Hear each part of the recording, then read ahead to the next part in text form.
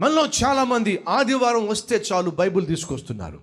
సోమవారం నుంచి శనివారం వరకు అసలు బైబిలే ముట్టుకోరు. మీరు బైబిల్ తెరవరు.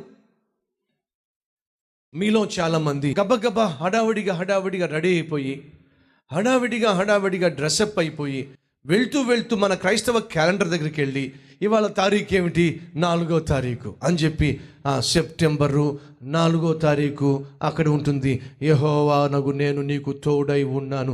చాలు ప్రభువా, ఇంకెంతకని ఏం కావాలి నాయన, నువ్వు నాకు తోడుగా ఉన్నావు ప్రభువా, అంతే. ఆమేన్. బైబిల్ చదివాను, దేవుడితో మాట్లాడాడు. అబ్బో, అద్భుతంగా మాట్లాడాడు. ఏమని మాట్లాడాడు? నేను నీకు తోడై ఉన్నాను. అదే బైబిల్ చదవటం.